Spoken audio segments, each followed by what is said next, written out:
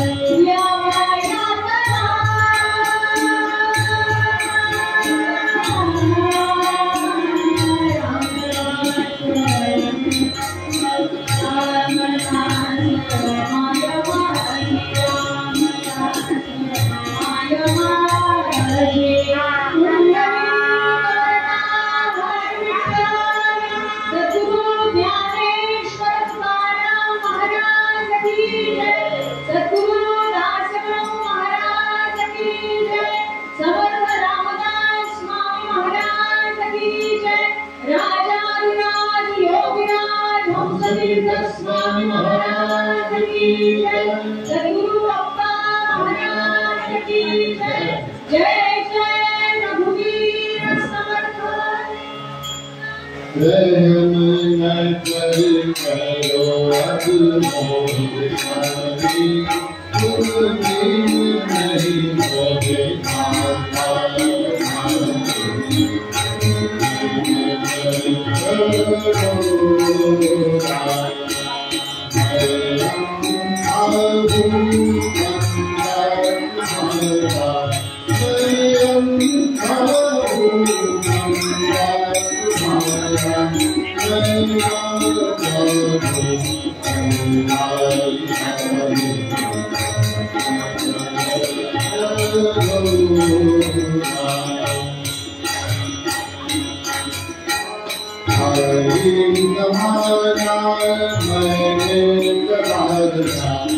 हरे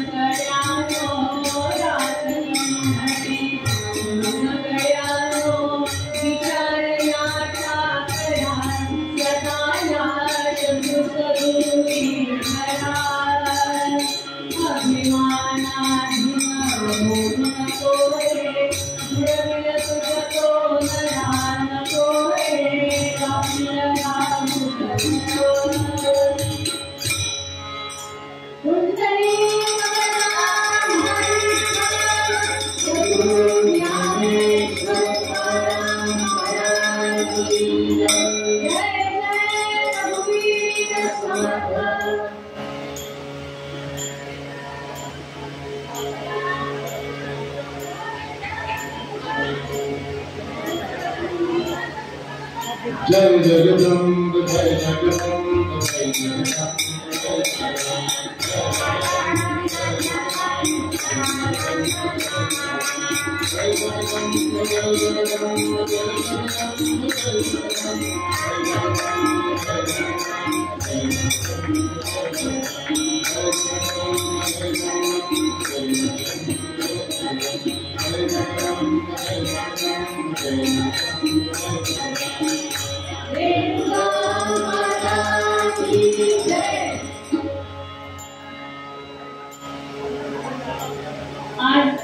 नवरात्रासारख्या पुण्य पर्वणीमध्ये सद्गुरू अप्पा महाराजांच्या आज्ञेने सद्गुरू अमरेश महाराज, सद्गुरू अनिरुद्ध महाराज यांच्या मार्गदर्शनाने आज जी कीर्तन सेवा करायला मिळाली, खरंच मी स्वतःला खूप भाग्यवान समजते. कारण ही कीर्तन सेवा सुरू करण्याची आज्ञा सुद्धा अप्पा महाराजांकडूनच झाली होती. त्यांच्या परवानगीनेच नारद महाराजांच्या गाडीवरती उभं राहण्याचं भाग्य मला मिळालं. जरी घरची परंपरा आहे, आजोबांचे आजीचे आई वडिलांचे संस्कार आहेत, सासरच्या मंडळींचा पाठिंबा आहे आणि साथ करायला साक्षात माझा नारायण आहे, हे जरी सगळं खरं असलं तरी सद्गुरूंच्या आशीर्वादाशिवाय आपण जर पाऊल टाकतो ते योग्य आहे का नाही हे आपल्याला कसं कळतं. त्यामुळे आज त्यांच्या आशीर्वादाने ही सेवा करण्याची संधी मिळते. समोर साक्षात जगदंबा आहे आणि तिच्या प्रेरणेने जे काही बोलणं होणार आहे ते इथे तुमच्या समोर मांडती आहे. पूर्वरंगाचं पद दासगणू महाराजांनी जे लिहिलं, अभिमानाधीन होऊ नको रे बुडविल तुझ तो नरा, नको रे गाफील राहू. अभिमान तो आजकाल सगळ्यांच्या मध्ये अगदी अधिराज्य गाजवतोय. सगळ्यांच्या मनावरती जो अभिमान आहे तो अधिराज्य गाजवतोय. अगदी लहान मुलापासून, म्हणजे मी काय म्हणेन की जसं मुलाला कळायला लागतं की ही माझी आई, ही माझे बाबा, ही माझी आजी, माझे आजोबा, भाऊ बहीण, हे कळायला लागतं की चार लोक माझ्या समोर येत आहेत. या कलियुगाचा महिमा इतका अपरंपार आहे की वयाच्या जास्तीत जास्त 6 नाही तर 9 महिन्यापासून त्या मुलाच्या मध्ये या अहंकाराची मुसळण व्हायला लागते. आपण प्रत्येकाच्या घरामध्ये बघतो की लहान मुलाला एखादी वस्तू दिली नाही की तो संताप करतो. हट्टीपणा, मस्ती, धिंगाणा या लहान मुलांचे वैशिष्ट्य आहेत, मान्य. मग हे सगळं थांबवायचं कसं, थांबवायचं कुठे? तर त्यासाठी सद्गुरूंचं अधिष्ठान आपल्या घरामध्ये असायला हवं. आणि जेव्हा आपल्या घरात सद्गुरूंचं अधिष्ठान असतं त्यावेळेला आपसूकच घरातल्या मोठ्या मंडळींवरती सुद्धा त्याचे संस्कार होतात, पर्यायाने त्या लहान बाळावरती सुद्धा असतात. आणि आजही आपल्याकडे संस्कारांची रुजवण ही लहानपणापासूनच करायला सांगितली. कारण जोपर्यंत पाटी कोरी असते तोपर्यंत त्याच्यावरती लिहिलेलं ठळक दिसतं. पुसता येतं, पुन्हा लिहिता येतं, हे जरी खरं असलं तरी हळूहळू पुसण्याने त्या पाटीचा जो गुणधर्म आहे तो हळूहळू कमी व्हायला लागतो. मग त्याच्यावरचा ठळकपणा कमी झाला. मला असं वाटतं इथे जेवढं काही लहान मंडळी आहेत त्यांना पाटी कितपत ओळखू येईल माहिती नाही, कारण आजकाल सगळं डिजिटल झालेलं आहे. बटन दाबलं की रेस, आणि ते कुठला तो प्लास्टिकचा पेन वगैरे त्याने लिहिलं की लिहिलं, ते नाही, ते संस्कार नाही. ते माझं म्हणणं की दिसणारी माया आहे, जे क्षणिक आहे, जे बटन दाबल्याने नष्ट होतं ते कोणते संस्कार. त्यामुळे जोपर्यंत पाटी कोरी आहे, मी म्हटल्यासारखं नवी कोरी बाजारातून आणलेल्या पाटीवरती आपण लिहिलेलं जसं ठळक आणि छान सुंदर दिसतं, ते संस्कार आपल्या मुलांवर व्हायला हवे. हे संस्कार जेव्हा बालपणापासून मुलांच्या मनावरती ठामपणे राहतात की काय करायचंय, मला माझ्या कुटुंबाचे जे संस्कार आहेत, मला माझ्या कुटुंबामध्ये चालत आलेल्या ज्या रूढी परंपरा आहेत त्या जपायच्या. आणि हे करत असताना मला माझ्यातला मी बाजूला ठेवायचा. कारण आमचे दासगणू महाराज, आमचे आप्पा म्हणजे वरदानंद भारती, ते नेहमी सांगायचे कीर्तनातून, प्रवचनातून की हा मी जोपर्यंत आपल्यामध्ये आहे ना तोपर्यंत आपण केलेलं कार्य आपण भगवंतार्पण करूच शकत नाही.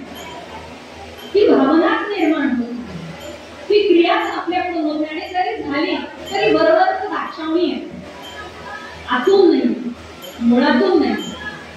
जोपर्यंत वटवृक्षाची मुळं पक्की होत नाही तोपर्यंत जसा वटवृक्ष आपल्याला सावली देऊ शकत नाही, तोपर्यंत आपल्यामध्ये कसं जसं आपल्यामध्ये संस्कार जोपर्यंत खोलवर रुजत नाही तोपर्यंत आपण समाजामध्ये एक प्रतिष्ठित व्यक्ती म्हणून जगू शकतो.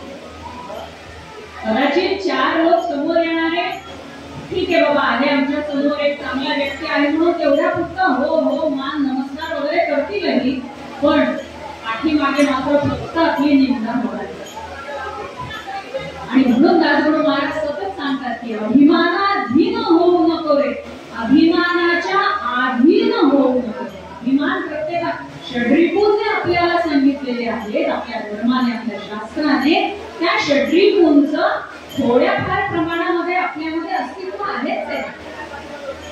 कारण ते षड्रिपू सुद्धा ह्या सृष्टीचाच एक भाग आहे, या पंचमहाभूतांचाच एक भाग आहे, ज्या पंचमहाभूतांचा हा देह बनलेला आहे.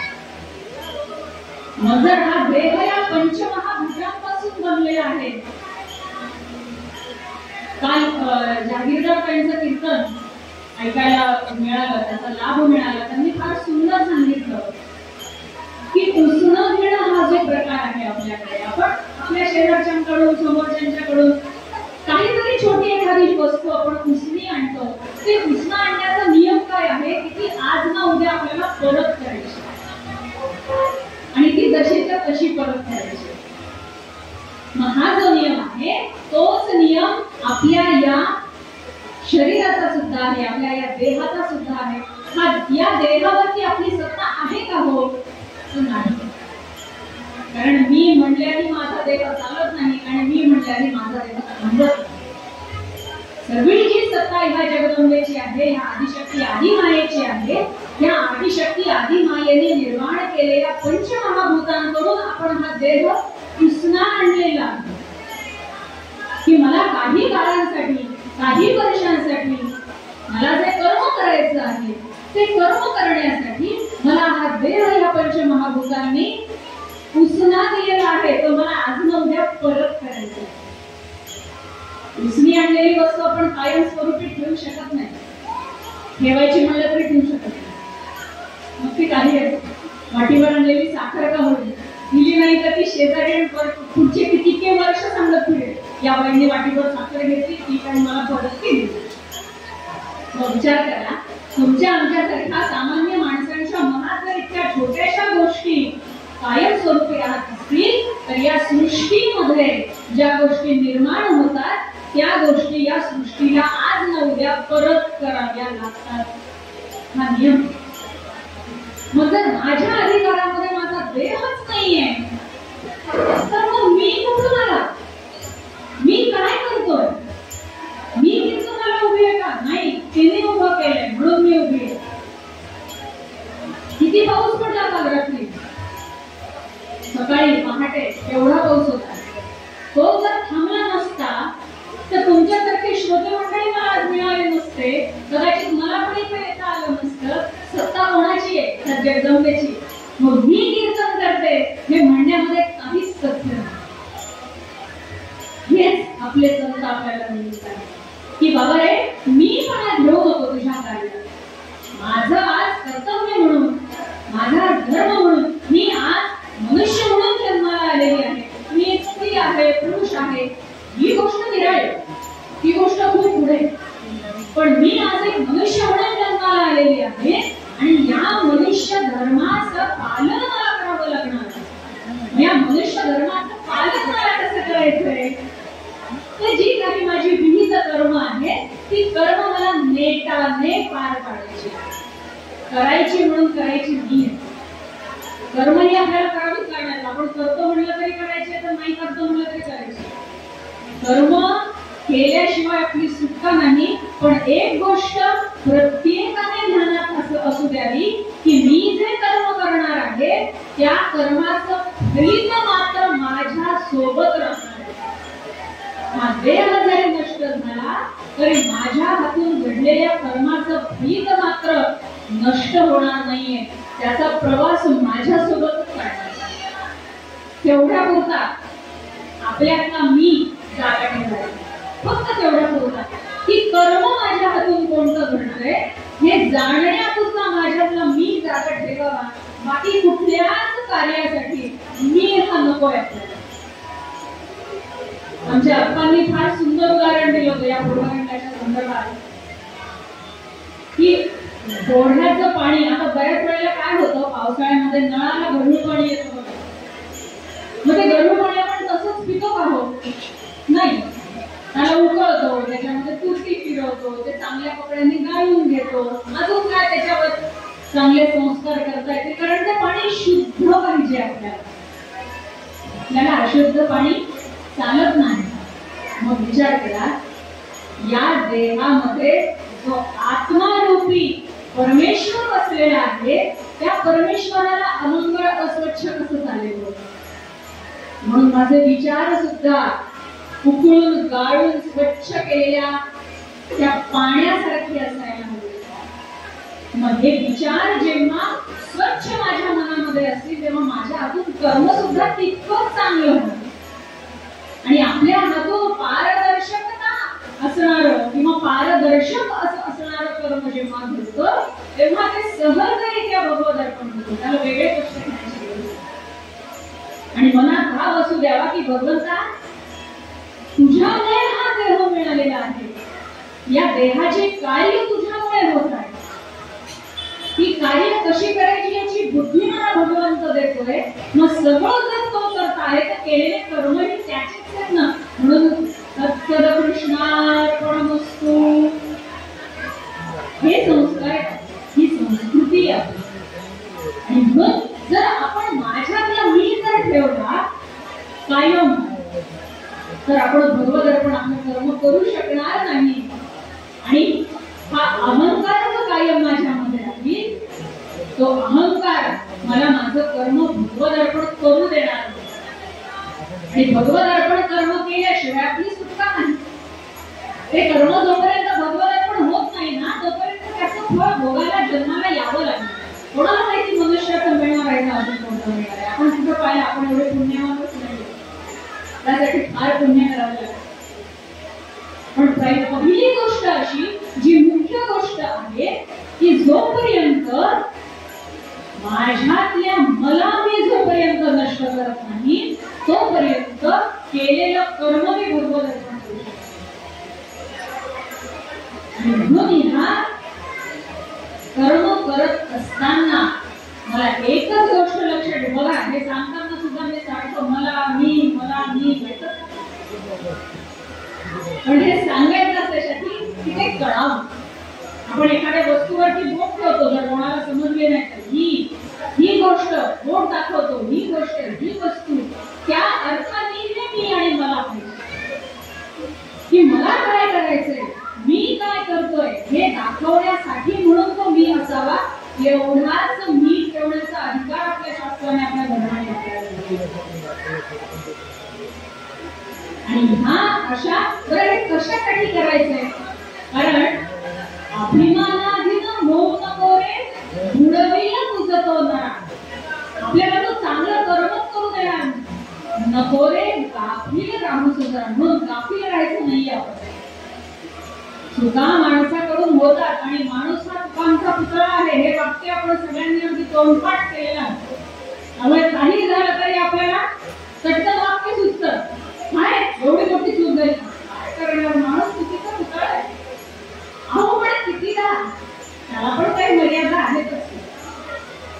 मग देवाने चुकायचं नाही, माणसाने कितीदा चुकलं तरी चालतं. आणि आम्ही चुकत राहणार, चुकत राहणार, चुकत राहणार. देवाने मात्र सारखी चुकत करायची, हा कोणता नियम? आपल्याला जर आपल्या नकळत जर ठेच लागली तर त्याचा त्रास कोणाला होतो? आपल्यालाच होतो. ठेच काय देवामुळे लागली? देवाने काय वरून दगड टाकला पायामध्ये आपल्या? नाही.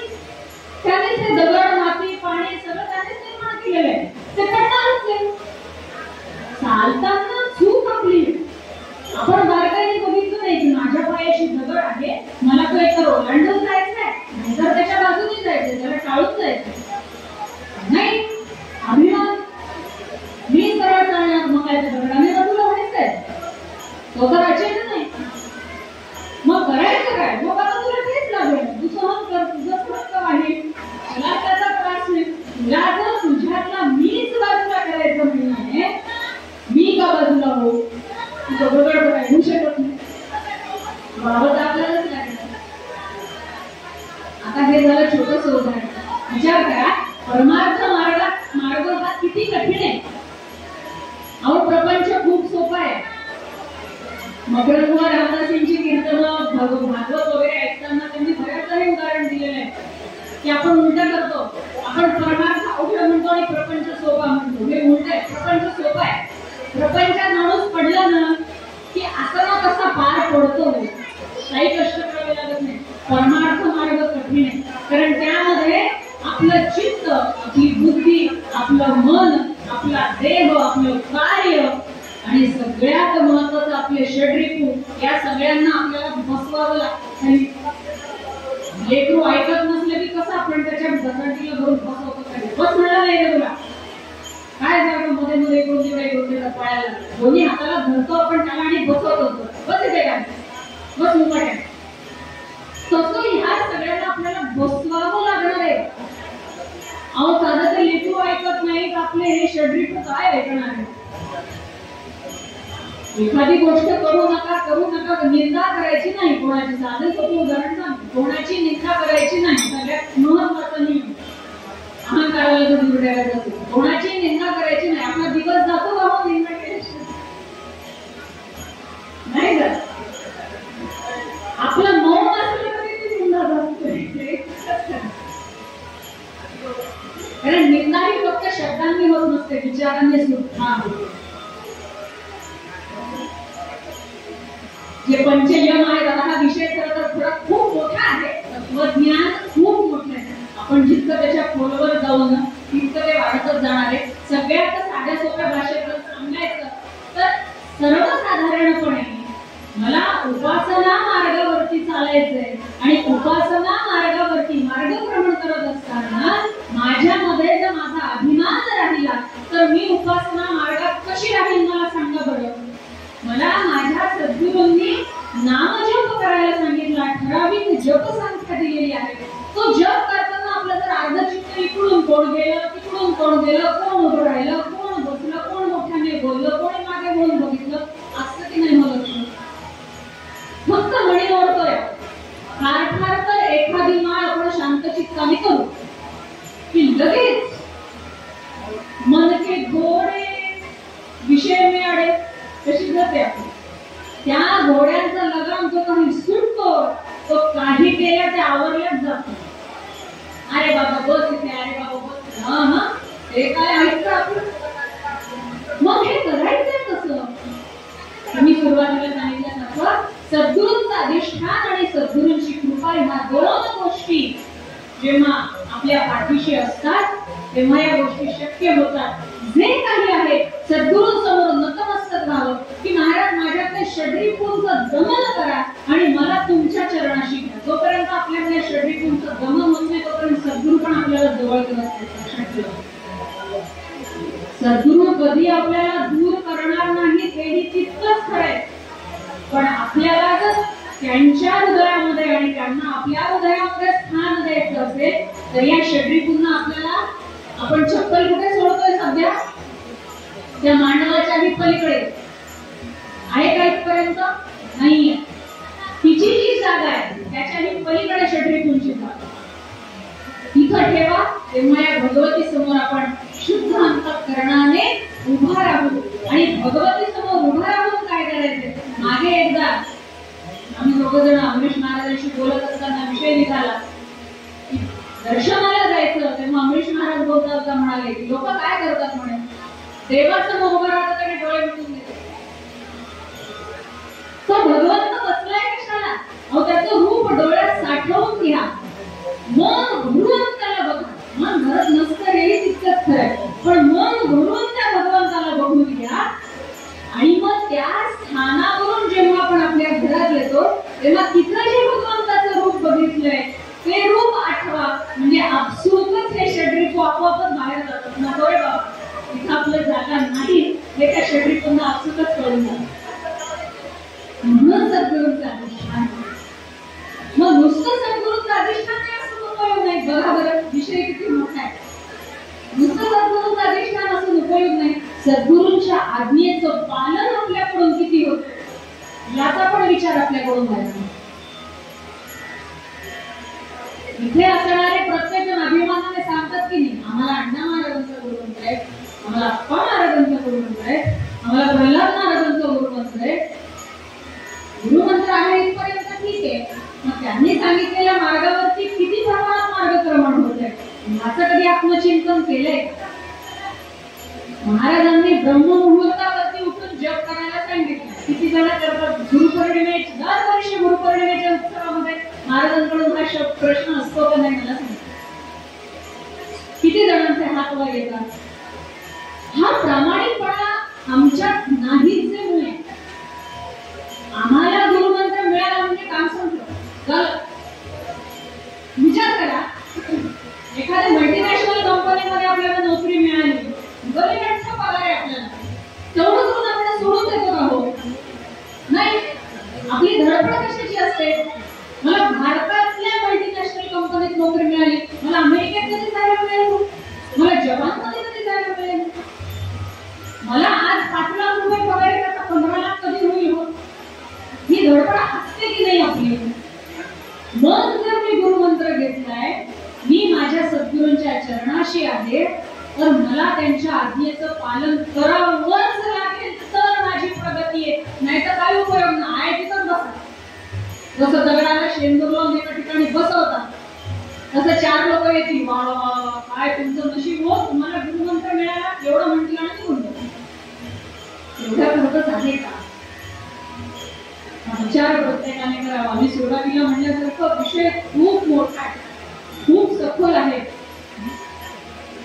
प्रत्येकाच्या मनामध्ये, प्रत्येकाच्या बुद्धीमध्ये आजच्या ह्या कीर्तन सेवेच्या निमित्ताने, कारण नारद महाराजांची गादी आहे, इथे उभा राहून 4 शब्द चांगले सांगावे हा नियम आहे, तो मलाही लागतो. आणि त्यामुळे या सेवेतून एकच साध्य करायचं आहे की माझ्या परीने होईल तितकं बाबा रे नामस्मरण करा आणि स्वतः मधला मी, स्वतः माझा अहंकार बाजूला ठेवा. तोपर्यंत आपण सद्गुरूंच्या जवळ जाऊच शकत नाही. सद्गुरू आपल्याला दूध लोटत नाही, पण आपण आपल्या अंतःकरणातून त्यांच्या जवळ फोटो काढण्यापुरतं सद्गुरूंच्या जवळ प्रत्येक जण जातात. प्रत्येक जण गेलं की हा काढा फोटो, महाराजांचं दर्शन. आपण दर्शन महाराजांचं घ्या ना. महाराज राहील इकडं, तुम्ही राहील इकडं, कारण लक्ष फोटोवर, फोटो चांगला आला पाहिजे. पण सद्गुरूंची कृपादृष्टी माझ्यावर आहे का हे आपण बघतो का? सद्गुरूंच्या पायाशी घट्टाभर बसावं, काही बोलू नये, फक्त त्यांचं रूप या डोळ्याने, या मनामध्ये साठवून घ्यावं. हा भाव आपला जागृत जोपर्यंत होत नाही तोपर्यंत आपण नेमजोगे जाणार. त्यांना सगळं कळतं, सद्गुरूंना सगळं कळतं आणि मूर्त्याला त्या प्रवाहातून बाहेर काढण्याचं कार्य सद्गुरूंचं आहे. पण जर तुम्ही हातच द्यायला तयार नाही तर ते तरी काय करतो? ते तुम्हाला या भवसागरात बुडण्यापासून वाचवायला झालेले, पण आम्हाला बुडायची हौस आहे ना, ते तरी काय करणार? तुम्ही हात द्या, ते तर तत्वच आहे. निबंधाने भगवद्गीतेमध्ये सांगून ठेवलं, यत् करोषि यदश्नासि यज्जुहोसि तदासि यत् कुरुष्वसि कौन्तेय तत्कुरुष्व मदर्पणं. गोपाल कृष्ण भगवान की जय. जोपर्यंत माझं प्रत्येक कर्म मी माझ्या सद्गुरूंना अर्पण करत नाही तोपर्यंत सद्गुरू आपला उद्धार करणार नाहीत. नाही तर महाराज मला वाचवा, महाराज मला वाचवा. अहो काय वाचवा? तुम्ही थोडे तर हात पाय हलवा, तर ते वाचवतील. नुसतं मी एका जागी बसू नये. आता आई तिकडं लांब स्वयंपाक करतीये, लेकरू पलीकडच्या खोलीत रडायला लागले, एका जागी बसून आई मला घे, आई चिडते ना, आई घे ना बाबा थोडंसं उठून, घेते ना तुला कडेवर, मी काय नाही म्हणतीये. पण तू जर तिकडं लांब बसून नुसता भांडी घालून रडत बसला काय करणार? आई पण चिडते. आपण प्रयत्न जर केले नाहीत त्यांच्यापर्यंत जाण्याचे तरी काय ते काय ओढून थोडी जाणार. म्हणून सांगायचा मुद्दा हा की जोपर्यंत स्वतःचा अहंकार आपण कमी करत नाही तोपर्यंत आपण सद्गुरूंच्या जवळ जात नाही. आणि सद्गुरूंच्या जवळ जाईपर्यंत आपला मोक्ष आपल्यापासून पोचून लांब राहणार आहे. जन्म मरण हे होतच राहणार आहे. पुनरपि जननम पुनरपि मरणम पुनरपि जठरे जठरे शयनम हा सृष्टीचा नियम आहे. त्या नियमाला आपण तडा जाऊ शकत नाही. आपल्या हातात एकच आहे की मला जो जन्म मिळालेला आहे आणि त्यात माझं नशीब एवढं मोठं की मला मानव जन्म मिळाला आहे, त्यात मी भाग्यवान मला सद्गुरूंचं अधिष्ठान मिळालंय, मला माझ्या सद्गुरूंचं रोज दर्शन होतं, त्यांची 4 वाक्य माझ्या कानावर पडतात, त्यांचे संस्कार माझ्यावर होतात. मग हे जर सगळं चांगलं मला मिळालंय तर त्याला अजून चांगलं बुद्धिंगत करून ते कार्य जगदंबेच्या चरणी अर्पण करावं. आणि हा जो मानव देह मिळालेला आहे, मानव जन्म मिळालेला आहे, या जन्मामध्ये माझ्याकडून जास्तीत जास्त सत्कर्म घडावं एवढी भगवत चरणी प्रार्थना करते. तुमच्या सगळ्यांतर्फे ही प्रार्थना करते. आई जगदंबेने सगळ्यांना सद्बुद्धी द्यावी. पूर्व रंगाचा विषय इथे थांबवते आणि उत्तर रंगाकडे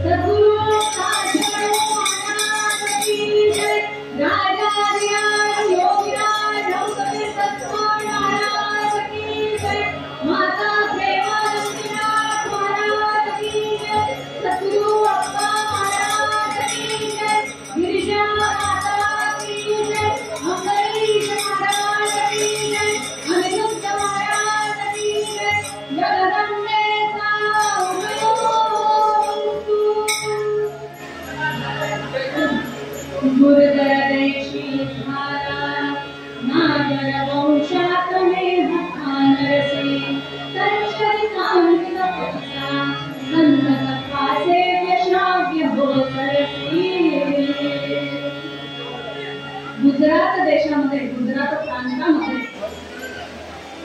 नरसी मेहता नावचे एक श्रेष्ठ असे संत होऊन गेले, जे गोपाळ कृष्णाचे भक्त होते, ज्यांनी गोपाळ कृष्णाची भक्ती आजीवन केली. गुजरात प्रांतामध्ये सगळ्यात श्रीमंत असणारे असे हे नरसी मेहताजी. घरची परिस्थिती गडबंज होती, काहीही कमतरता नव्हती. पण असं आहे की ते संत आहेत, तुमच्या आमच्यासारखे सर्वसामान्य नाहीये की माझ्याकडे आहे तर ते माझं आहे, हा मी त्यांच्यात नव्हता. त्यामुळे हे जे काही संपत्ती आहे, हे जे काही वैभव आहे, ते भगवंतांनी मला दिले आणि ते जनकल्याणासाठी दिलेलं आहे, लोकांच्या मदत करण्यासाठी दिलेलं आहे. या भावनेने त्यांनी स्वतःकडे असणारी संपत्ती, ज्याला गरज असेल त्याला वाटत सुटावी, गरजू कोणी आला की त्याला जी काही गरज आहे ती त्याची पूर्ण करण्याचा प्रयत्न करावा, असं करत करत करत करत त्यांच्याकडची जी काही संपत्ती होती, त्यांच्याकडचं जे काही वैभव होतं ते हळूहळू हळूहळू कमी व्हायला लागलं. कारण तेव्हा आमच्यासारखे चाणाक्ष असे नव्हते की बजेट कमी व्हायला लागले की चांगल्या पगाराची नोकरी शोधा. जे काही माझ्या कर्मातून मला प्राप्त होते ते माझं, जे मला मिळालं नाही ते माझं नाही, ते मला ठरवलं. म्हणून जेवढं मिळालं समाधान मानावं. मेहताजींना एक मुलगा आणि एक मुलगी.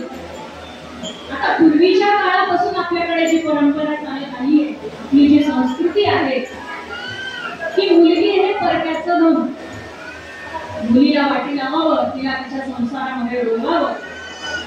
म्हणून आपल्याकडे अजूनही मुलापेक्षा मुलीला काही कमी पडणार नाही ना याचा विचार आधी केला जातो.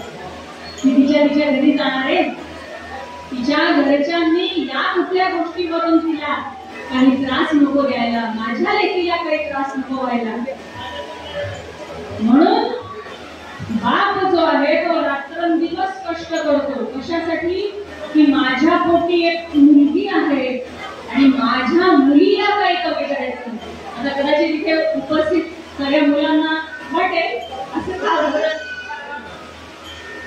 पण जेव्हा इथे उपस्थित मुलं त्यांच्या गृहस्थाश्रमामध्ये वडिलांच्या जागेवरती जातील तेव्हा त्यांना या वाक्याचं महत्व की मला मुलगी आहे आणि माझ्या मुलीसाठी मी वाटेल ते करायला तयार. हा भाव प्रत्येक वडिलांचा असतो, कमी जास्त प्रमाणात. सगळ्यांचं सारखं नसतं. ज्याला शक्य आहे ते करतातच, ज्याला शक्य नाही ते मुद्दाम करतात, प्रयत्न करतात. 4 गोष्टी मी माझ्या मुलीसाठी छान करणार. काही वर्ष आहे ती माझ्यासोबत. आता पूर्वीच्या काळी लहानपणीच विवाह व्हायचे तेव्हा काही आतासारखं 40शी गेली तरी अजून लहान असते असं म्हणायची पद्धत नव्हती. पूर्वीच्या काळी अगदी 8-9 वर्षांची मुलगी झाली की आता तिचा विवाह करा आणि तिला तिच्या घरी नांदायला पाठवून द्या, ही पद्धत. त्यामुळे मुलीसाठी जेवढं म्हणून करता येईल तेवढं मेहताजींनी केलं. मुलीचं लग्न अगदी थाटामाटात होतं नव्हतं तेवढं सगळं जोडून मुलीच्या लग्नासाठी आणि अगदीच थाटामाटामध्ये मुलीचं लग्न लावून दिलं.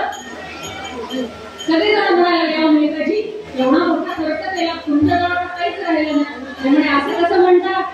अहो माझ्याजवळ माझा भगवंत आहे, माझा श्रीकृष्ण परमात्मा आहे. मला आता काय करायचंय? मुलगी तिच्या सासरी गेली, तिची सुखात नांदेल. कारण पूर्वीच्या काळी आई वडील तिच्या संसारात जाऊन लुडबुड करत नव्हते ना. आई रोज सकाळ दुपार संध्याकाळ फोन करत नव्हती. आई गं सासूने नाही केलं वाटतं बाई, तुलाच करायला हवं. घरी वडील विचारला, अगं जावई बापूला काय करत नाही करत काम. हे तेव्हा चालत नव्हतं ना. मुलीला सासरी पाठवून दिलं की ती सुखात आहे हा विश्वासच होता. कारण संस्कार तर होता ना मुलींवरती. आता म्हणजे आधीपासून काय आमची मुलगी लाडात वाढलेली, तिला हे काही करायची सवय नाही. मग लाडात वाढली ती माहेरी वाढली, सासरी गेल्यानंतर तिच्या खांद्यावर जबाबदाऱ्या आल्या. आज आईच्या मोठा मान होता करून सांगते माझी मुलगी लाडात पडली. अगं तू पण कोणाची तरी मुलगी होती तेव्हा लाडात पडली होती. तुला काही आई वडिलांनी तुझ्या बाबतीत दिलेलं नाही असो. तर एकदा का मुलीचं लग्न झालं की तिने तिच्या संसारामध्ये नांदावं तिच्या पद्धतीने. मग इकडे आई वडिलांनी काय करायचंय? मेहताजी म्हणायचे की आता मुलगी सासरी गेली की तिच्या मार्गाला लागली, मला काय करायचंय? आता धनसंपत्ती घेऊन जरी 2 वेळ खायला मिळालं झालं. मेहताजी मग तुम्ही करता काय? मेहताजी म्हणाले मी काय करतो?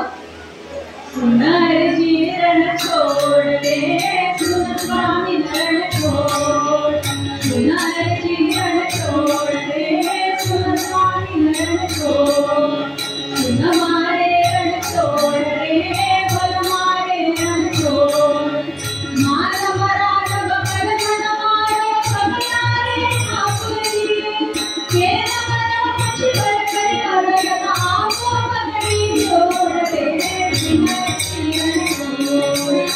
स्वामी रण छोड़ रे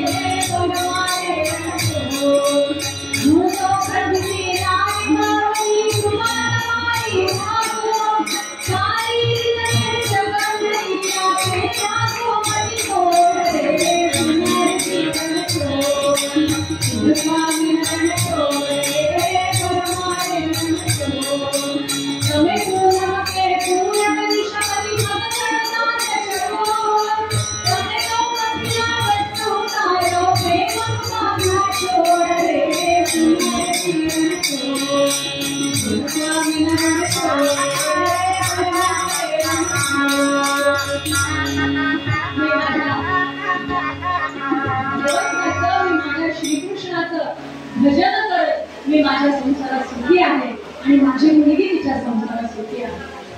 हे संस्कार पण असो. आता इकडे मुलीचं लग्न लावून दिलं. कशी होती बरं महिताजींची कन्या? तान विचार तनु सुहास्य वरना बिंबागरी गोमटी सिंहे आचरिले पलायन वनी राहुलिया सरस्वती रंभोरु गजकामिनी महितये सौंदर्यवल्ली गमे सारा सार विचार पाहून सदा श्रीराम नामे रमे गोपाल कृष्ण भगवान की जय. ही शेवटची ओळख महत्वाची बघा. जणू महाराजांनी नरसी मेहताची मुलगी दिसायला कशी होती ते वर्णन केलेलं आहे. चारू सुहास्य वदना बिंबाधरी गोमटी. इतकी सुरेख, इतकी सुंदर, गोरी पान अशी ती मुलगी. तिने काय करायला पाहिजे हो? आठवड्यातून एकदा पार्लरची अपॉइंटमेंट ठरलेली.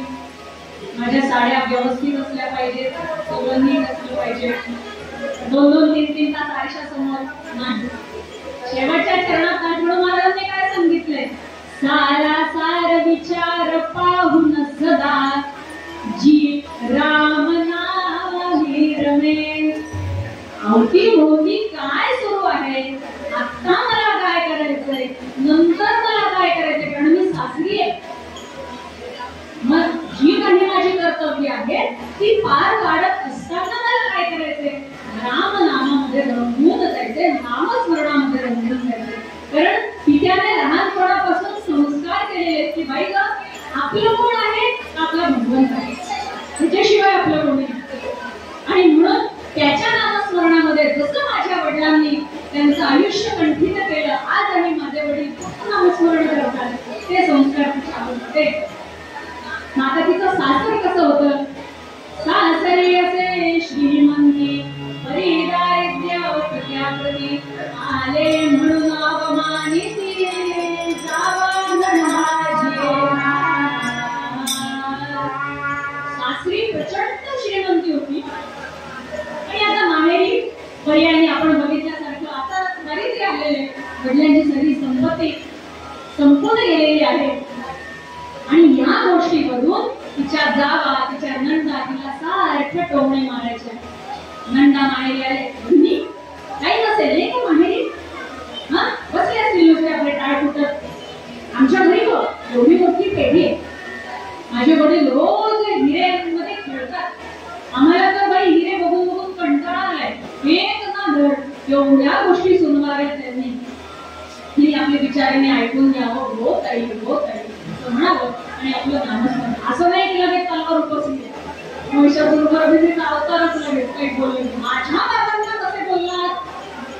नाही, ते संस्कार म्हणजे काहीही ऐकून घ्यावं हा त्याच्या मागचा अर्थ नाही. हे देखील जगदंबेसमोर आपल्यातली रत्नगंगा, आपल्यातली महिषासुरमर्दिनी ही कायम जागृत आहे. फक्त कोणत्या प्रसंगात तिला प्रकट करायचंय? सारा सारा विचार पाहून सदा, हा विचार कायम घ्यावा. तिने आपलं खालीमान घालू सगळं. तिला माहिती होतं की हे श्रीमंती आणि दारिद्र्य हे काही कायम टिकणारं नाहीये. जे काही आहे ते भगवंतच आहे. तिने आपलं खालीमान घालून ते कार्य करत राहावे. काळ पुढे पुढे जात राहिला. दिवाळीचा सण आला. आता पूर्वीच्या काळी दिवाळीचा सण म्हणलं की मूळ पाठवण्याची पद्धत होती. त्याच्याशिवाय लेकींना माहेरी येताच नव्हतं. मग मूळ पाठवायचं म्हणजे काय?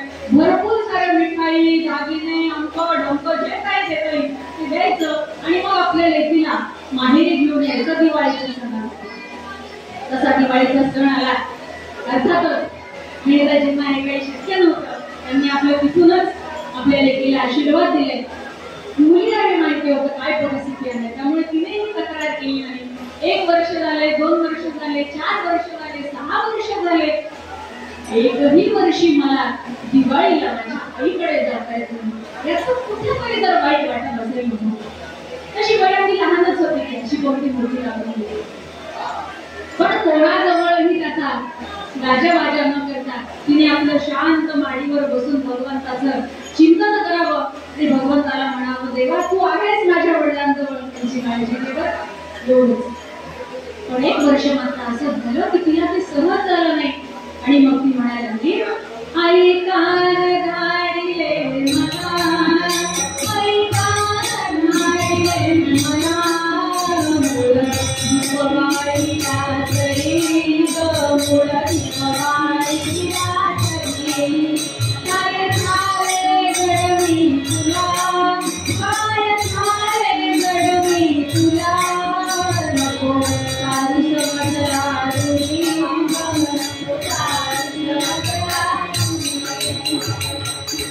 आई मी एवढी जड झाले बघ तुला की तुला मला बोलवावंच वाटत नाही, असं नको नको करूस, तुझ्यापासून नको मला लांब होतोस.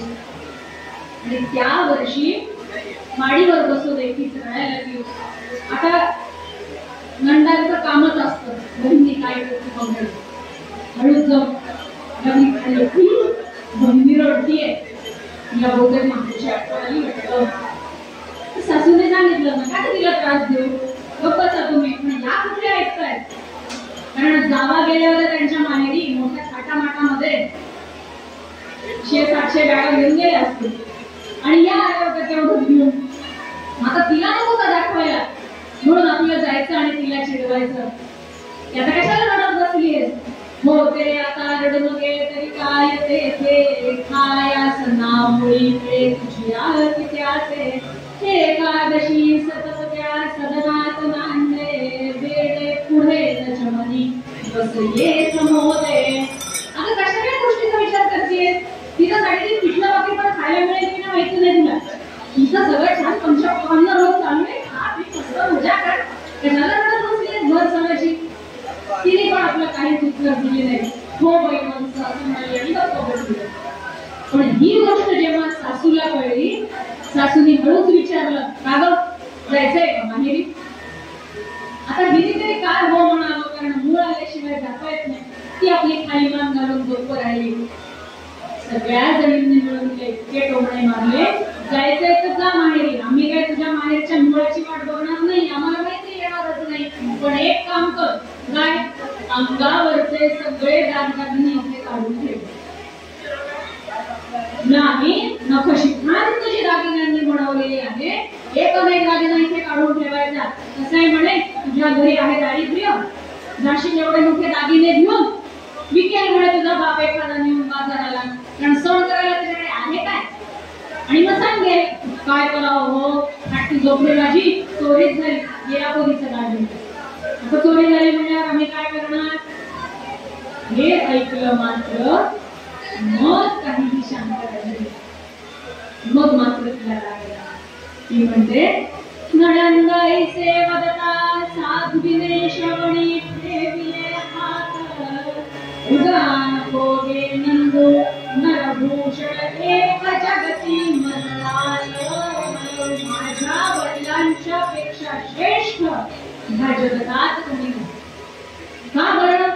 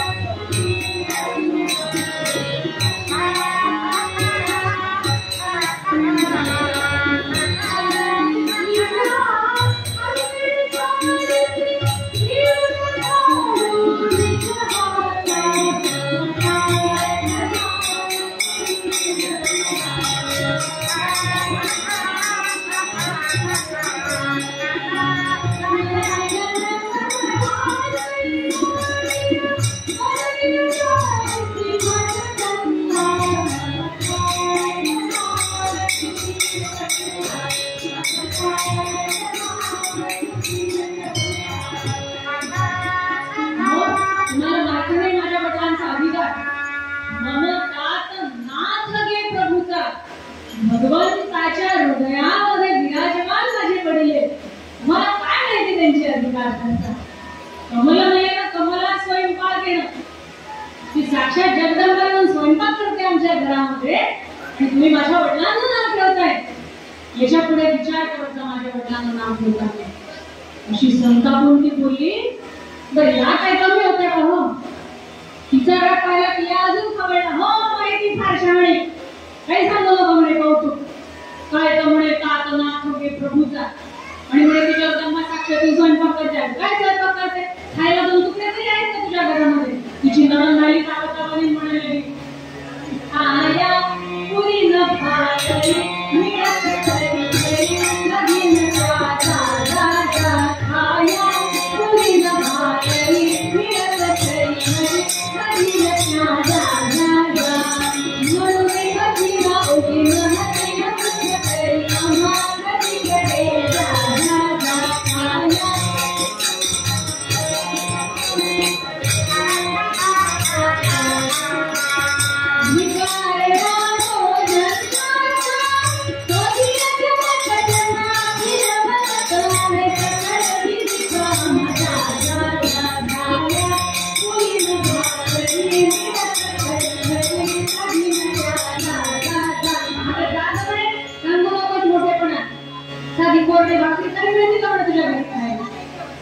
आणि जे सुरू झालं तिने सगळं ऐकलं आणि इतकं वाईट वाटलं तिला.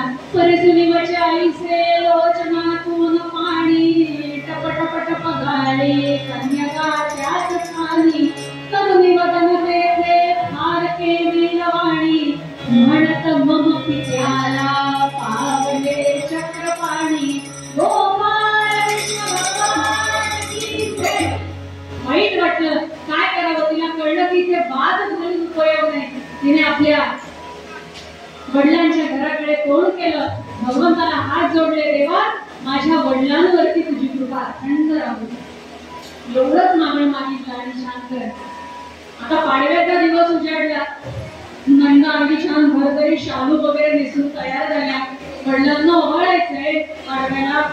कशासाठी ओवाळायचंय? कारण ओवाळणी मिळणार म्हणून ओवाळायचं नाही ना. वडिलांना पाडव्याच्या दिवशी का ओवाळतात? ओवाळत असताना माझ्या ज्या अक्षता माझ्या वडिलांच्या डोक्यावर पडणार आहे त्याने त्यांचं आयुष्य वर्धन होणार आहे. हा भाव त्याच्यावर. एवढा एकच दिवस असतो जेव्हा मुलगी वडिलांना आशीर्वचन देऊ शकते. शतायुषी भव दीर्घायुषी भव. तो एक दिवस असा आहे जो अधिकार मुलीला आहे की ज्या वडिलांनी माझ्यासाठी आजीवन कष्ट केले अजूनही करतात त्या वडिलांना माझ्याकडून काय द्यायचंय? या अक्षता. त्या अक्षता साध्या सुद्धा नाही. त्या मुलीकडून मिळालेलं प्रेम आणि त्याच्या बरोबरीने भगवंताच्या रूपाने मिळालेले ते आशीर्वाद असतात. म्हणून ज्याला मुलगी असते ना त्याने पाडव्याचा सण कधीच चुकवायचा नाही. मुलगी अगदी लहान असली तरी ही खरी गोष्ट सांगते की ठीक आहे आता काळानुरूप बदल झाले. मुली मोठ्या झाल्या, काही बाहेर गावी, काही बाहेर देशी असतात तेव्हा गोष्ट निराळी. पण जर सहज शक्य असेल तर वडिलांनी सुद्धा आणि मुलींनी सुद्धा तो जो दिवस आहे ती जी तिथी आहे तो जो क्षण आहे तो चुकवू नये. त्यामुळे भगवंताचं खूप मोठं नियोजन आहे. असो हे नातं जे आहे ना वडील आणि मुलीचं त्याचं वर्णन करणं सोपं नाही. ते आपल्याला माहिती त्यामुळे त्याचं जास्त वर्णन नको. असो पाडव्याचा दिवस आला. आता ही आपली सगळ्यांच्या तयारीमध्ये हिला हे करून दे तिला ते करून दे. नंतर आरतीचे ताटं करून दिले. सगळ्याकडे तयार झाल्या आणि बरं नुसत्या तयार नाही झाल्या. या चिडवायला लागल्या मी आता आम्ही ओवाळणार मला दागिने मिळणार ओवाळणी मिळणार तू बघ आपल्या तुला काय मिळणार? तिने आपलं हो बंद करा तुम्ही छान हौस करा असं म्हणून आपले आपले काम करावे. जेव्हा इकडे सगळ्यांचा कार्यक्रम सुरू झालाय तुम्ही बघितलं कोणाचं लक्ष नाहीये बघितलं तेव्हा हळूच एक छोटस आरतीचं ताट कोपऱ्यात ठेवलं झाकून ते तयार केलं. पदर लावला दिवा शांत होऊ नये म्हणून आणि झप झप झप झप पावले टाकत माडीवर गेली. माडीवर घेऊन तुझ्या काय जुना रगडाकडे बदन केले करी औक्षण हृदयाले भरू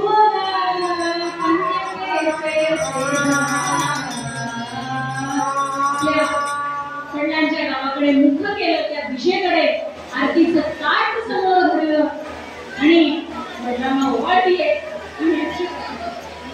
म्हणले माझ्यावरती संस्कार संतांचे झालेले, अभिमानाने मन भरलेलं होतं, वाईटही वाटत होतं, पण एकीकडे अभिमान होता की आज एवढे मोठे श्रेष्ठ संत आहेत माझे वडील, यापेक्षा भाग्य ते काय असावं. आणि तिने अक्षत टाकायला म्हणून हात वर केला, मात्र अक्षत्या त्या झायास प्रभुवाना बघून कन्येचे तोष मनी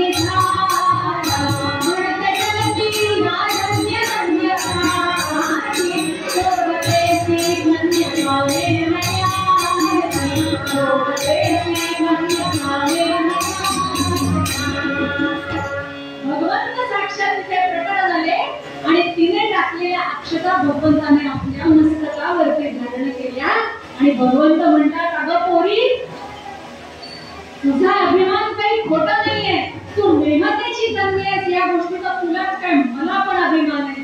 आणि मेहतेच्या मुलीच्या अक्षता मी माझ्या डोक्यावर घेतल्या, हे माझं भाग्य, हे भगवंत त्या मुलीला म्हणतो. आणि ती म्हणते, देवा हीच कृपा राहू द्या, माझ्या वडिलांवरती सदैव कृपा दृष्टी असू द्या. भगवंताने हळूच आपल्या गळ्यातला हिऱ्याचा कंठा काढला आणि तिच्या ताटात टाकला, कारण मुलीचं ओवाळणीचं ताट कधी रिकामं पाठवू नाही बरं का. आता सांगितल्यासारखं ते आशीर्वाद आहे, त्याच्यामध्ये मोठेपणा नाहीये. तुम्ही सुपारी टाका हरकत नाही, मुलीचं ओवाळणीचं ताट कधी रिकामं पाठवू नये. भगवंताने आपल्या गळ्यातला हिऱ्याचा कंठा काढला आणि तिच्या तळपात टाकला. तिने आपलं ते पुन्हा ताट घातलं आणि कोणी बघायच्या आत आपण भराभर खाली यावं, हिऱ्याचा कंठा लपवून ठेवण्याचा उद्देश नव्हता, हेही तितकंच खरं. पण हे जे मी कार्य केले ते बाकीच्यांना कळलं तर त्या मला टोमणे मारतील, म्हणून पुन्हा गपचपी खाली येऊ लागली. तर या नंदा आपल्या उभ्याच होत्या. काय चालू होतं माडीवर, कशी अशी आपलं आकाशाकडे बघत काठ ओवाळायला, आकाशातून येणार का तुझा भात का होतं खाली अक्षर घ्यायला. दुसरी म्हणते, काय टाकली ओवाळणी, की आता काय टाकणार आहे, गोवऱ्या आणल्या असतील घरच्या शेणाच्या कापलेल्या, दिल्या असतील चुलीत घालायला, नाही तर धोंड्या आहेतच रस्त्याने येताना गोळा केलेले. एक धडकीला सोडवायला लागल्या, पुन्हा उतरली खाली, गपचूप खाली मान घालून तो त्या तासातला तो हिऱ्याचा कंठा असा जपई चमकला म्हणून म्हणतात. अहो साक्षात भगवंताचा कंठा होतो, त्याचं तेज काही लपणार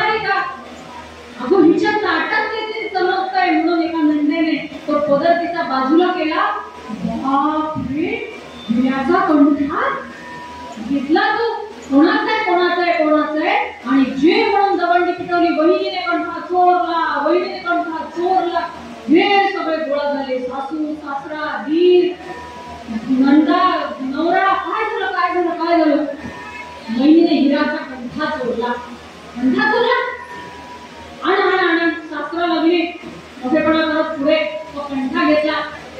आता तो स्वतः जर हिऱ्याचा व्यापारी आहे, त्याने हातात घेतला की कळलं हे काय रत्न पृथ्वीवरचं नाहीये, साधं सुद्धा नाही. त्याचं तेज काही इतकं सोपं नाहीये. पण म्हणता कसं, ती मोठी होईल ना अभिमान, मी मोठे आहे ती थोडीच मोठी आहे. मग मी व्यापारी एवढा म्हणणार, हो हो हो हा माझाच ते म्हणतो. तिजोरीत काय काय झालं म्हणे, खूप झाले घरामध्ये घुशी. एखादं बीळ केला असेल, तिजोरीतून नेला असेल. आता ही रोज दाटणं सारवणीच्याकडेच असतं. सारवता दिसला असेल, लपवला असेल तिने, हिनेच चोरलं असं म्हणून तो घेतला आणि ठेवून गेला तिजोरीत. हिला नाटक कंठा मिळाल्याचा आनंद होता, नाते गेल्याचं दुःख. हिला समाधान एवढं की माझ्या अक्षरा माझ्या वडिलांपर्यंत पोहोचल्या. बस. असो काही काळ गेला. पुढे एकंदेस आले नाहण, इष्टमित्रासी आमंत्रण. गर्भाधाना कारण केल्या चिठ्ठ्या पाठवून. आता पूर्वीच्या काही मी म्हणल्यासारखं लहान वयात लग्न व्हायची, त्यामुळे समजूतदारपणा हा सासरी गेल्यावरच यायचा. आणि मग आता मुलगी मोठी झाली, वयात आली, मग आता पुढच्या संस्कारांची तयारी असं म्हणून मग त्या काळी खूप मोठा, कारण हा पण संस्कार आहे. गर्भाधान संस्कार आपल्याकडे जो सांगितला आहे, तो गर्भाचं दान तिच्या पोटीमध्ये घालायचंय. आणि त्या संस्काराची तयारी सुरुवात झाली. आणि तयारी करत असताना आता हिच्या वडिलांना बोलावणं पाठवलं का, आधीच फरमान निघाले सासऱ्याचं, बिलकुल त्या भिकारण्याला आमंत्रण पाठवायचं नाही म्हणे, येऊन बसेल म्हणे पंक्तीमध्ये आणि आमचा अपमान करेल. पण तिथे मुनी होता त्यांचा, तो मोठा दीडशा. तो मला करून फजिती जरा गंमती तेवढी कार्यक्रमामध्ये. शिष्टाचार म्हणून धाडले पाहिजे जाण, हिंसा विचार करून पत्रिका त्याची धाडली. उगीच आपलं आपण म्हणतो ना, काय तो शब्द इंग्लिश मध्ये एक दाखवण्यापुरतं फॉर्मॅलिटी. फॉर्मॅलिटी आपण आजकाल आपल्या कार्यक्रमाच्या पत्रिका आपण फॉर्मॅलिटी म्हणून पाठवतो. आग्रह असतो का त्याला, व्हॉट्सअप आग्रहाचे निमंत्रण, दोन हात जोडलेले, संपला विषय. त्यात आग्रह आहे. असो या फॉर्मॅलिटीसाठी म्हणून ते पत्र मेहताजींना गेलं. आता ते पत्र गेल्याची बातमी मुलीला कळाली. मागोमाग मुलीने पत्र पाठवलं, बाबा विनंती करते पण येऊ नका, तुमचे आशीर्वाद माझ्या पाठीशी आहे, आता मला विश्वास आहे, पण तुम्ही येऊ नका, कारण इथे आल्यावर फक्त तुमचा अपमान होणार. हे पत्र तिच्या आईने वाचलं, वाईट वाटलं. का ग पोरी, 9 महिने तुला उदरात वाढवलं ते हे पत्र वाचण्यासाठी? आज तुझ्या वडिलांनी सगळी मिळकत तुझ्यासाठी खर्च केली ते हे ऐकण्यासाठी. पण मेहताजी म्हणतात, तिच्यावरती रागवू नका, माझी पोरगी धोरणी आहे, कारण माझे संस्कार तिच्यावरती. ती उगाचच असं सांगणार नाही. ती ज्या अर्थी असं सांगते त्या अर्थी आपल्याला इथे जाणं योग्य नाही. आपण इथूनच आपल्या मुलीला आशीर्वाद देऊ असं म्हणून दोघांनी आपल्या हातात अक्षता घेतला आणि अष्टपुत्रा सौभाग्यवती भव असं म्हणून तिला तिथून आशीर्वाद दिला. पण असं आहे, एक थोडक्यात असं आहे की आईचं मन आहे, मुलगी पण त्याच मार्गावरती जाणार आहे. एका आईलाच ते प्रेम, ती माया, ती कळकळ जाणवू शकते. ती म्हणाली, अहो डोळ्याने फक्त लांबून पाहते माझ्या मुलीला, ती कशी दिसते, बाकी माझं काही इथे जायचं नाही, काहीच करायचं नाही. आईचा हट्ट म्हणून मेहताजी निघाले. थोडासा प्रसंग लवकर घेते, आपली वेळ होतीये. मेहताजी आणि त्यांच्या पत्नी तिच्या सासरी येऊन पोहोचल्या. ही बातमी त्यांच्यापर्यंत गेली तिच्या सासरी की मेहताजी गावात आलेले आणि पेशीवर थांबलेले.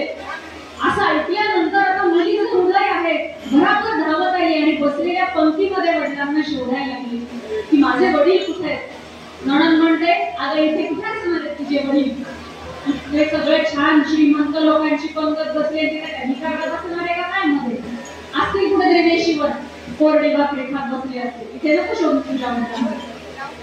ते ऐकल्याने दुःख झालं.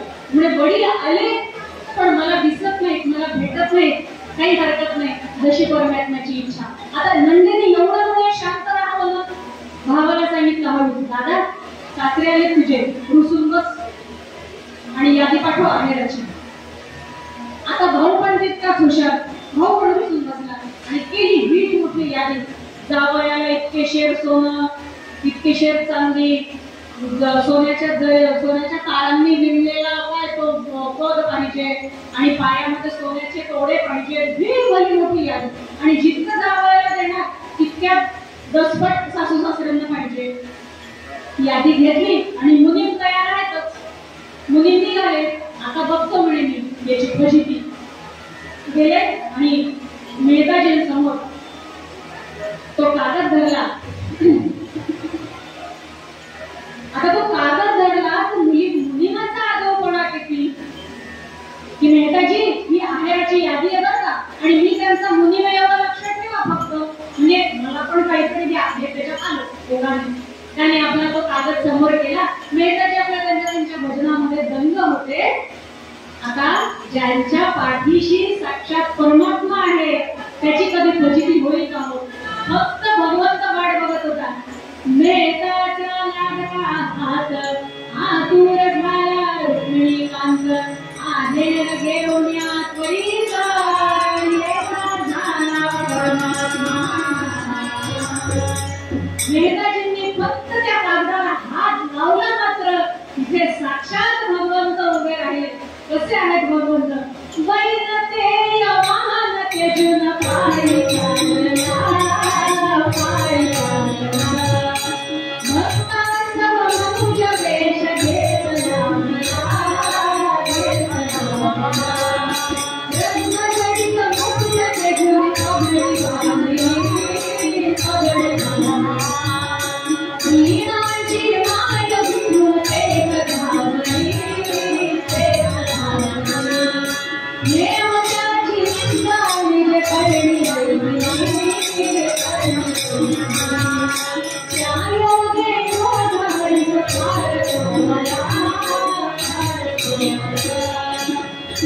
मेहताजींची निंदा ऐकली होती आणि हा मुनीम जो पुढे येऊन पुन्हा शहाणपणा करतोय त्याचा जास्त राग आलेला.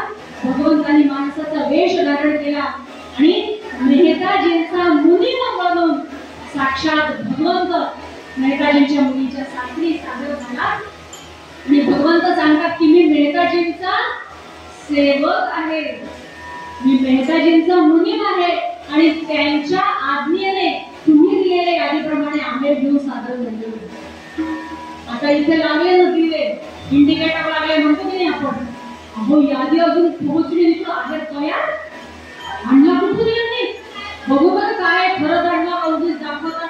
भगवंतांनी गाठोडं उघडलं मात्र राजगुरू महाराजांनी इतकं सुंदर वर्णन केले. आपल्याकडे वेळ थोडासा आहे म्हणून थोडक्यात सांगते की जी यादी दिली होती त्याच्या 10 पटीने जास्त भगवंत घेऊन आले होते. हे माझ्या मेहताचं वैभव आहे, हे माझ्या भक्ताचं वैभव आहे. मला काय वाटलं माझं भक्त पण झालं सुद्धा आहे आणि जावयाला मानाने पाटाला बसवले. भगवंताने स्वतः जावयाचे पाय धुतले, सोन्याचे कडे जावयाच्या पायात घातले, त्याला आहेर केला. हा दागिना तो जावई वाकून गेला बिचारा, खावा झाला. आता मला नमस्कार करायला तरी जागा ठेवा. ते झाले की सासूसासऱ्यांचा मनमत. आता सासरे बुवांना काही सुधारायला तयार नाही. आता काय करायचं? एकावर एक चढतच आहे. त्यांच्या लक्षात आलं हे काहीतरी विपरीत घडायला लागलेले. सगळ्यांनी आहेर झाला आणि सगळ्यात शेवटी प्रभु एक मेह त्या कन्या, कृपा प्रसाद ही ऐसा संताविण प्राप्त मोठिन्या. भगवंताने आहेर दिला सगळ्यांना पण त्याची कृपा दृष्टी फक्त मेह त्याच्या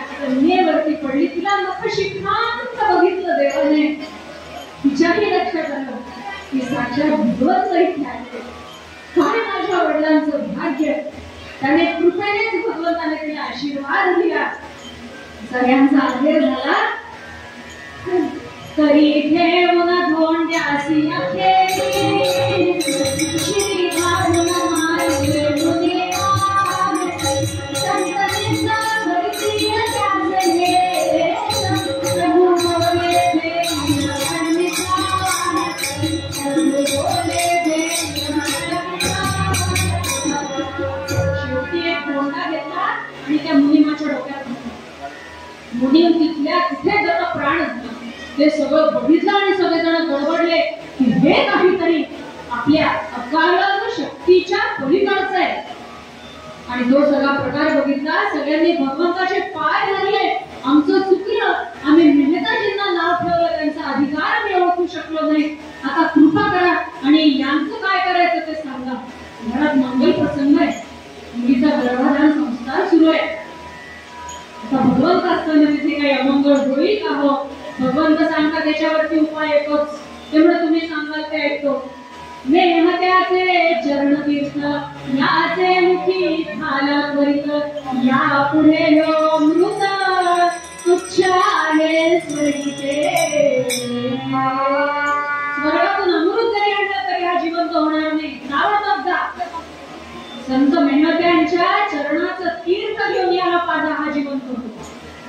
मला मेहताजींचे पाय धरले, त्यांना पालखीत बसवून आणलं, त्यांचे पाय धुतले आणि ते चरण तीर्थ त्या मुनिमाच्या मुखात घातलं. मात्र मुनिमुखाड कंत्राटा झाला.